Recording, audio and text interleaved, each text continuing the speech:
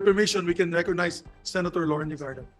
Thank you, Mr. President. Just allow me to state that I was not trying to intimidate the majority leader. That's the last thing I would want to do. I was majority leader more than 20 years ago. I simply wanted to echo and join in the conversation first. All of us in this hall today, Mr. President, 24 elected senators agree that we must uphold the arbitral ruling of 2016 unequivocally. There is no question about that. In fact, I am one of 4 authors in the Maritime Zone Act, which I believe is also going to be co-authored by Senator Tolentino. And I have a 20-page message which will be read in the University of the Philippines in a forum on the UNCLOS, on our arbitral ruling, and on the Maritime Zones Act, and on the Blue Economy Bill, which was included as a priority of the President in the State of the Nation last Monday. What am I saying? All these debates boil down to a full support of the arbitral ruling that the Philippines, of course, must exercise our rights in our exclusive economic zone, must fight for our fisher folks, must fight for freedom of navigation, and we appreciate the support of the international community. I believe that there is a process and a strategy for information dissemination and how to allow other countries to give us greater support. I am reminded by the minority leader that we had supported the DFA in an information, education, and communications campaign on the Hague ruling. So let us join the DFA in this so that every Filipino, not just in Palawan, not just families of fisher folks, would understand the importance of this historic ruling. However, to demand that our Department of Foreign Affairs, or to urge them to do an action that we have not yet fully discussed and comprehensively discussed with them, as well as the National Security Council, as well as perhaps the Coast Guard and other agencies of government. I would want to ensure that the ruling, which has been acknowledged by the world in very clear terms, will not be diminished even for half a point. So what am I saying? Hindi po tayo nag-aatubili sa ating pananaw na napakahalaga ang pagpapatupad ng Hague ruling. Ngunit kailangan po ang stratehiya ay hindi lahat binabasa o sinasabi sa pampubliko dahil, gaya ng sinabi ni Senator Cayetano, naririnig tayo ng kalaban o yung mga taong naghihimasok sa ating karagatan. And so I wanted to ask questions of the good sponsor just for elucidation. Oh, you have the floor. No, I have to go, so Yes. may I just say one line? I thought it was No, yours. I will yield to you with the Yes. permission of the good senator. I just want to end and then resume on Monday if permitted. With my conversation with Senator Bato, no, he's a military police commander, no. He will not tell anyone to do an operation na hindi muna niya kinonsult yung commander. So we're asking DFA to file a resolution sa UN, pero hindi pa natin tinatanong yung DFA, tama bang strategy? Kamusta ba ang timpla sa UN? Sino ba kakampi natin sa UN? So yun lang po, sa issue na territory natin to, sovereignty, nagkakaisa po tayo doon. Doon po tayo sa tamang strategy. So if you want to pass the resolution, Mr. President, no, strongly expressing our outrage with what's happening sa West Philippine Sea, I think unanimous tayo. Yes. Baliktarin po natin, baliktarin. If I say the resolution should be, do not file a resolution, you would also disagree. So sa akin lang, Mr. President, let's not go into the strategy without asking the actual people who will bring it to the United I Nations. think the gist of what we are discussing today is kung paano po natin condemn niya itong mangyayaring ito at may action na ilalabas. Kasi ako bilang Senate President, marami na po tayong resolution na ipasa, and I was Majority Leader, marami na tayong resolution na ipasa. Naubusan na tayo ng ink at papel sa kakapasan ng resolution at privilege speech dito. Ano ba ang kalalabasan nitong lahat ng condemnation na ito? So I think it's not just a matter of condemning. It's like the 98 protests that we filed. By the end of the year, it probably be 250 protests. If nothing's happening and our people are still being harassed, what steps can we take short of going to war? Because the only step that we can take is to buy more gray ships and white ships, put missile systems in our islands, and fortify Ayungin Shoals and all that. That is already one step towards a conflict with China. So, yung gusto natin, ano ba ang kalalabasan natin dito?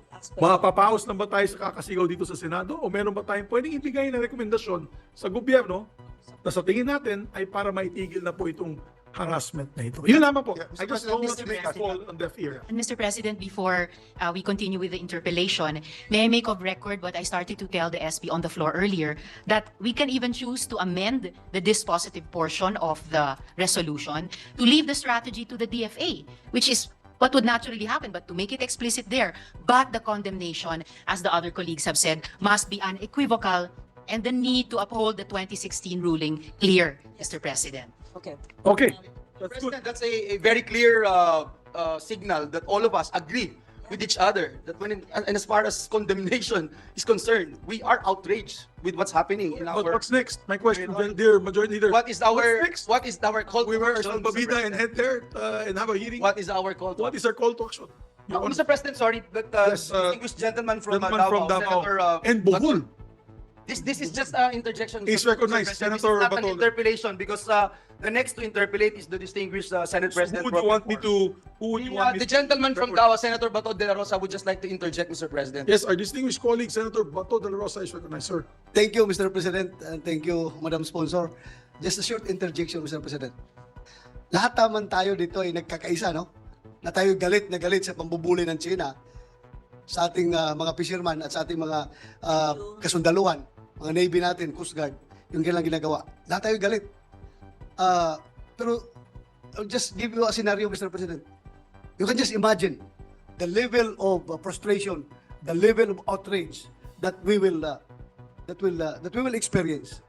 Kung magkatotoo yung nabasa ko sa news na sinabi nila that China is planning to tow away the BRP Sierra Madre Yes, totoo. yun. away from the Ayungin Shoal. Oo. If that will happen, Mr. President, sobra na talaga para na tayong mga ano to, I can imagine para tayong mga ipis na inapak-apakan na ng mga tao na ito kapag yan ay gagawin pa nila.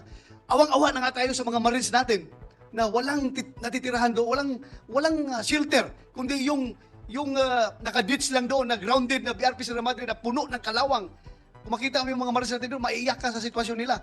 At may plano pa ang China na hihilain daw yun, tatanggalin, paalisin doon. So, sobra na yan, Mr. President. Iniisip ko talaga, as a Filipino, hindi ko ma-imagine kung gawin pa nila yan.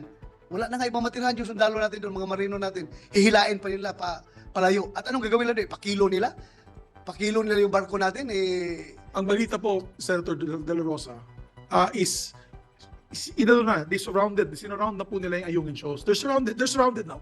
Pag nakita mo sa matter of fact, nagbigay po tayo ng aeroplano sa BIFAR na caravan, Cessna caravan, at nagpipicture taking na po sila doon sa area na yun.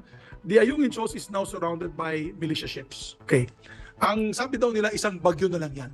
Pag may tumamang bagyo, sila daw magre-rescue sa ating mga Marines kasi wala makalapit eh.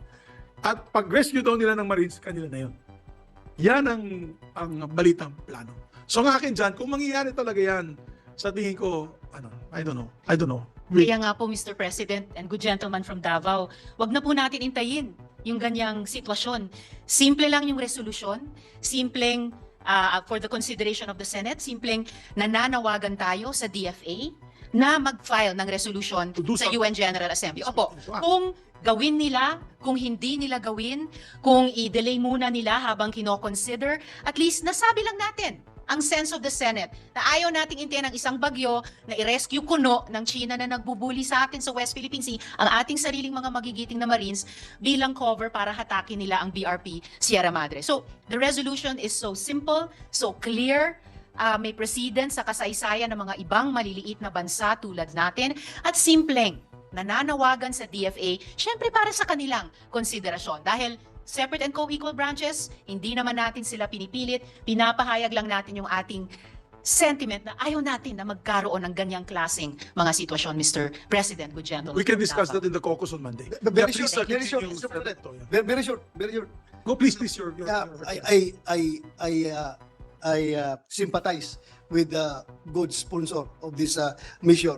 Talagang I share her outrage, I share her frustration, but also I also share the diskarte of Senator Alan Cayetano para maganda yung ating estratehiya para hindi tayo maisahan ng ating mga kalaban. So silang dalawa po, I agree, both of them.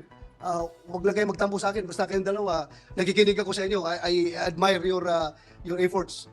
Thank you, Mr. President. I think the resolution can be amended further to state that we need action from Exactly. the Department of Foreign Affairs. Exactly, Mr. Yes. President. Okay. Mr. President, may we recognize the distinguished Senate President pro tempore for her interpellation? Yes. Do we do it today? I I wanted please, to ask questions, Mr. please. President. Please proceed. If that is her pleasure and with the indulgence of our distinguished colleagues. Just for I think Senator clarification. Alan Cayetano will, No, Monday na daw siya. yeah, it's, Sir President, I'll yield, and as you said, we can discuss it on Monday. Let me just agree. We agree on the outrage. We don't agree that it is the UN General Assembly which is the right way. And with the Ayungin Shoal, I can share with you why there was no problem during the Duterte administration in closed doors. But why is there a problem now? Yes, Mr. President. Why is there a problem? You took the words right out of my mouth, No, Mr. no President. problem even now. We had a template. Anyway, Mr. we President. can discuss it on Monday. Mr. President. Senator Cayetano. Superpowers have different rules. You know, That's why we need a rules-based solution to the West Philippines. yes, and that's why we need it. But in the meantime, Paalis na. if magkagera yung superpowers at ubos na lahat ng Pilipino, wala na yung sinasabi nating rule-based. Rule-based pero burado lahat ng Pilipino. Me and Senator Bato will invite you to Mindanao. You can all move there to Mindanao with us.